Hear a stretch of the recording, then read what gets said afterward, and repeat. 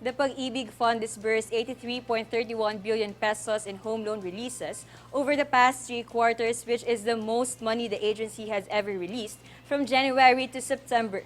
Secretary Jose Rizalino Acuzar said record high performance is part of the Pag-ibig Fund's efforts to achieve the goal of President Ferdinand Bongbong Marcos Jr. under the Pambansang Pabahay para sa Pilipino program, and we quote, as we continue our pursuit of providing each Filipino family an opportunity to own a home.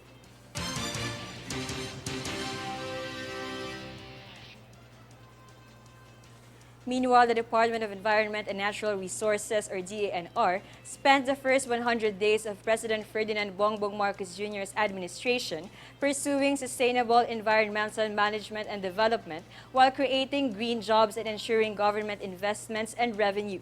The DANR stated that it is pursuing a blue and green economy, referring to the fisheries and marine sectors and agriculture and forestry sectors respectively, into which climate mitigation and adaptation strategies are incorporated.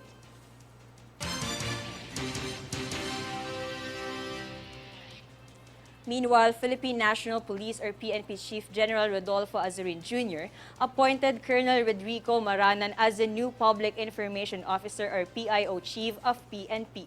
Chief Maranan, a member of the Philippine National Police Academy class of 1995, replaced Brigadier General Roderick Augustus Alba, who was reassigned as the Director of the Central Visayas Police. One of the main duties of the new PIO head is to promote a positive public image for the police force and establish a professional working relationship with reporters covering Camp Crame. For Senate updates, Senator Alan Peter Cayetano proposes dividing the Ninoy Aquino International Airport or NAIA into business parks named after former President Ferdinand Marcos and Senator Benigno Ninoy Aquino Jr. When future airports in Cavite and Bulacan open, the senator urged the DPWH to turn structures like the NAIA into parks rather than allowing local governments to build or pay for them. According to the senator, such a proposal was made during the previous administration of former President Rodrigo Duterte.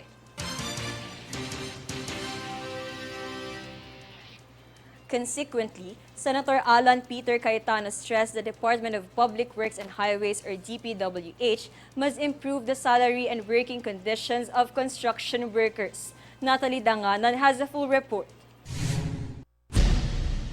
Senator Alan Peter Cayetano reiterated that it is the Department of Public Works and Highways or DPWH obligation to improve salaries and working conditions of construction workers contracted under government infrastructure projects. Cayetano emphasized that since the Marcos administration intends to pursue its Build Better More or BBM infrastructure program, it must take steps to improve the conditions of workers employed by the program. Cayetano requested DPWH to submit a list of contractors and check if they are paying their workers SSS, PhilHealth, and Pag-ibig.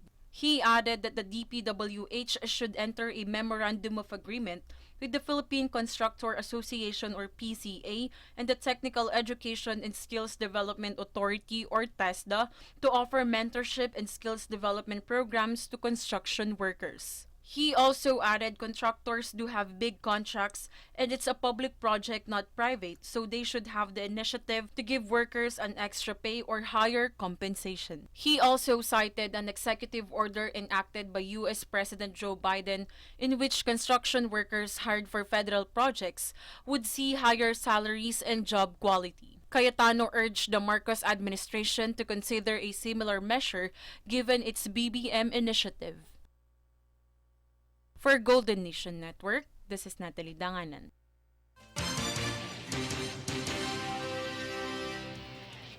Additionally, Senator Risa Hontiveros urged the government to hasten the rollout of renewable energy projects in the Philippines and lessen the country's vulnerability to international oil price shocks following another big-time oil price hike this week.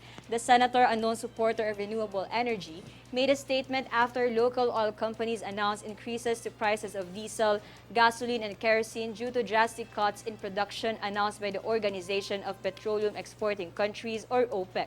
In a statement, she said that by investing more in renewable energy projects such as solar, offshore wind, small and medium hydroelectric and geothermal projects, the country will be doing much to lessen our dependency on imported oil.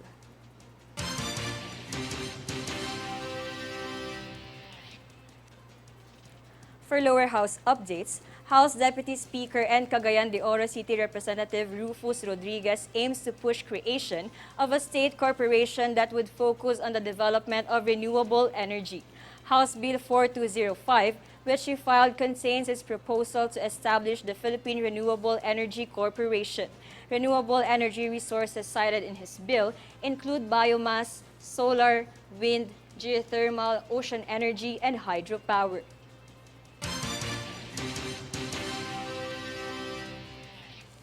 Businessman in agriculture Robert Gerard Nazal Jr. claims to be the Magsasaka Party List representative for the 19th Congress, while other party members, including its former representative, assert that he is not even a member of the organization.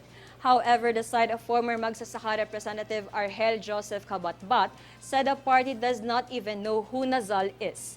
In a press conference earlier streamed via Facebook page of the Magsasaka Party List, Kabatbat claimed that Nazal is actually a nominee of a different party list that participated in the 2022 national elections.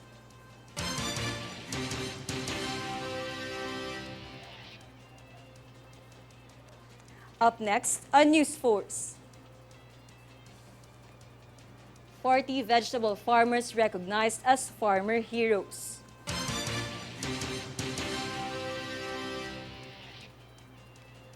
Tropical Depression Maymay weekends leaves 2 dead in Cagayan.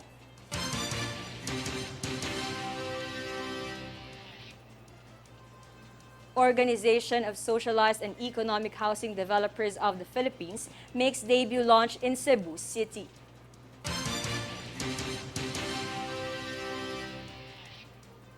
Stay tuned for more stories and reports when News Force returns.